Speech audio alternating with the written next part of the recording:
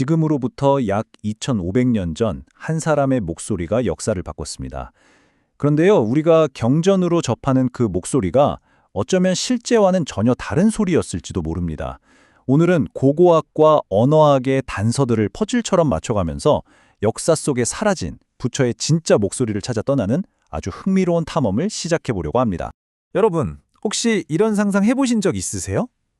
우리가 경전에서 읽는 부처의 말씀이 과연 그가 2500년 전에 실제로 사람들과 대화할 때 사용했던 바로 그 언어, 바로 그 억양이었을까? 이 간단한 질문이 오늘 우리가 파헤칠 거대한 미스터리의 출발점입니다. 사실은 말이죠. 우리가 아는 기록과 실제 역사 사이에는 꽤 커다란 간극이 존재합니다. 오늘 우리는 바로 그 틈을 파고들어서 부처가 던진 혁명적인 메시지가 그가 선택한 언어 안에 어떻게 담겨 있었는지 그 진짜 의미를 발견하게 될 겁니다. 자, 이 미스터리를 풀려면요. 먼저 부처가 살았던 시대의 언어 지도를 좀 살펴봐야 합니다. 당시 고대 인도 사회는요. 서로 전혀 다른 두 개의 언어가 지배하는 말 그대로 두 개의 세계로 딱 나뉘어 있었다. 이렇게 보시면 돼요. 좋습니다. 한번 제대로 들여다볼까요? 한쪽에는 지배계급, 즉 브라만들의 언어였던 산스크리트어가 있었습니다. 그리고 다른 한쪽에는 보통 사람들이 매일 시장이나 길거리에서 쓰던 프라크리트어가 있었죠. 이건 그냥 언어가 다르다 이 수준이 아니었어요. 세상을 보는 두 개의 다른 창문이나 마찬가지였습니다. 산스크리트어는 이름부터가 아주 잘 만들어졌다, 정제됐다 이런 뜻이거든요. 파니니 같은 천재 문법학자들이 아주 복잡하고 엄격한 규칙으로 딱 고정시켜 놓은 언어였죠. 이건 뭐랄까 일종의 언어적 성벽 같은 거였습니다. 지식과 권력으로 통하는 암호였고 의도적으로 대중은 넘볼 수 없게 만들어놨죠. 자, 그런데 반대편에는 프라크리트어라는 게 있었어요. 이건 자연 그대로의 언어라는 뜻입니다. 어려운 문법 같은 거에 얽매이지 않고 사람들이 그냥 살면서 편하게 쓰던 여러 지역의 말들을 전부 합쳐서 부르는 이름이죠. 특히 부처가 주로 활동했던 마가다 왕국에서는 그 지역 방언인 마가디 프라크리트어가 쓰였고요. 바로 이 언어, 마가디 프라크리트어가 오늘 이야기의 진짜 주인공입니다. 바로 이 지점에서 부처는 당시로서는 정말 상상하기 힘든 아주 급진적인 선택을 합니다. 이건 단순히 어떤 언어가 더 편하다 이런 취향의 문제가 아니었어요. 기존의 사회 질서 전체에 대한 조용하지만 아주 강력한 일종의 도전장이었습니다. 초기 경전인 율장을 보면 아주 재밌는 일화가 나와요. 브라만 출신의 똑똑한 제자들이 부처의 위대한 가르침을 좀 더 권위 있게 보이도록 정제된 산스크리트어로 싹 통일해서 정리하자고 건의를 합니다. 하지만 부처는 이걸 단칼에 거절하죠. 바로 이 화면에 나오는 말처럼요. 각자 자기한테 가장 익숙한 말로 진리를 배워라. 이거였습니다. 그러니까 핵심은 이거예요. 부처의 선택은 진리는 더 이상 소수 엘리트의 전유물이 아니다라는 엄청난 선언이었던 겁니다. 깨달음이라는 게 뭐 사회적 주의가 높거나 글을 많이 배운 사람들만 독점하는 비밀 코드가 아니라 누구에게나 열려있다는 심오한 메시지를 다른 무엇도 아닌 언어 선택 그 자체로 보여준 거죠. 좋습니다. 그럼 부처가 썼다는 이 마가디어, 대체 어떤 소리를 가진 언어였을까요? 이제부터 우리는 언어학 탐정이 되어서 그 말 속에 숨겨진 독특한 언어적 지문을 하나씩 추적해 보겠습니다.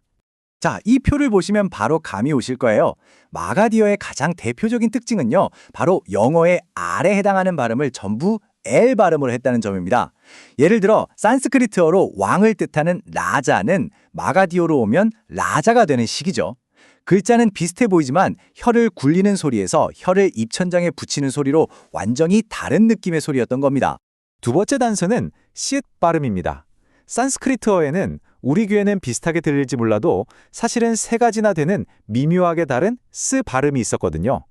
근데 마가디어 사용자들은 이 복잡한 소리들을 그냥 하나로 퉁쳐버린 거예요. 우리말의 쉬 소리에 가까운 발음으로요.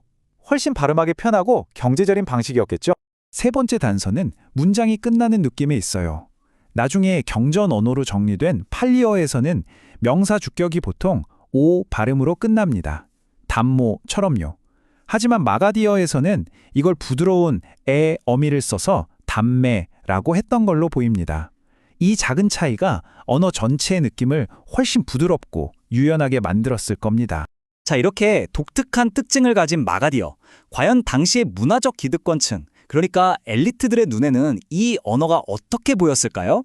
이게 또 아주 흥미로운 지점입니다. 놀랍게도 마가디어에는 일종의 사회적인 낙인이 찍혀 있었습니다. 고대 산스크리트 연극 대본들을 보면요, 아주 재미있는 규칙이 발견돼요. 왕이나 사제 같은 고귀한 인물들은 당연히 산스크리트어를 쓰는데 하인이나 마부, 문지기 같은 낮은 계급의 인물들은 꼭 마가디어를 쓰도록 지정되어 있었죠. 한마디로 당시의 대중문화 속에서 마가디어는 교양 없는 하층민의 투박한 언어로 취급받고 있었던 겁니다. 자, 지금까지의 이야기가 그럴듯한 추리에 불과한 거 아니냐 이렇게 생각하실 수도 있겠죠? 하지만 이제부터가 진짜입니다. 이 모든 가설을 증명할 결정적인 물증, 스모킹건을 찾아 나설 시간이니까. 이 타임라인을 한번 보세요. 부처가 활동했던 시기랑 그 가르침이 문자로 기록된 시기 사이에는 무려 수백 년의 공백이 있습니다. 말씀이 오직 입에서 입으로만 전해지던 침묵의 시간이었죠. 바로 이 공백을 깨고 나타난 결정적 증거가 기원전 3세기의 유물, 바로 아소카 황제의 칙령입니다. 아소카 황제는요, 자기 정책을 널리 알리려고 인도 전역의 거대한 바위나 돌기둥에 글을 새겼는데요. 중요한 건 이걸 어려운 산스크리트어가 아니라 바로 그 지역 사람들이 실제로 쓰는 말로 새겼다는 겁니다. 이건 정말이지 일종의 타임캡슐 같은 거예요. 2300년 전의 목소리가 그대로 돌에 박제된 살아있는 화석인 셈이죠. 그리고 정말 소름 돋는 건 옛 마가다 왕국이 있던 동부 지역의 칙령에서 우리가 지금까지 추적해온 그 언어적 지문들이 고스란히 발견된다는 겁니다. 왕은 예외 없이 L 발음의 라자로 새겨져 있고요. 명사 끝은 부드러운 E로 마무리됩니다. 언어학적 추리가 고고학적 증거로 확증되는 바로 그 결정적인 순간입니다. 이건 뭐 빼도 박도 못하는 증거죠. 자, 이제 모든 퍼즐 조각이 다 맞춰졌습니다. 이 단서들을 가지고 우리는 드디어 2500년 전 부처의 목소리를 과학적으로 한번 재구성해 볼 수 있게 됐습니다. 방법은 아주 간단해요. 우리가 잘 아는 판려경전 구절 하나를 가져와서요. 방금 우리가 찾아낸 마가디아의 발음 규칙들을 그대로 한번 적용해 보는 겁니다. 자, 모든 생명은 행복하라는 아주 유명한 구절이 있죠. 판려어로는 보통 삿배 쌌다 이렇게 발음하는데요. 여기에 마가디어 규칙, 즉 S를 C로 바꾸는 규칙을 적용하면 어떻게 될까요? 바로 샷배 샷다가 되는 겁니다. 우리가 알던 부드러운 소리보다 공기가 더 많이 섞인 조금은 투박하지만 훨씬 더 생생한 느낌의 발음이었을 겁니다. 자, 이렇게 고대 언어의 소리까지 복원해 봤는데 문득 이런 생각이 드실 수 있어요. 그래서 이게 뭐 어쨌다는 거지? 2500년 전 사람이 어떤 발음으로 말했는지가 오늘을 사는 우리랑 대체 무슨 상관이 있는 걸까? 부처에게는요, 그가 사용한 언어 자체가 가장 강력한 메시지였습니다. 당시 사회에서 가장 낮은 계급의 사람들이 쓰던 말, 심지어 연극에서는 웃음거리로 쓰이던 그 언어를 선택해서 인류의 가장 위대한 진리를 이야기했다는 것. 바로 이 선택 안에 부처의 모든 가르침이 압축되어 있는 겁니다. 지혜는 결코 높은 곳에 있는 특별한 사람들의 것이 아니라 우리 모두의 것이라는 그 급진적인 포용의 메시지 말이죠. 어쩌면 그의 첫 번째 가르침은 경전 속 문장이 아니라 바로 그 목소리 그 자체였을지도 모릅니다.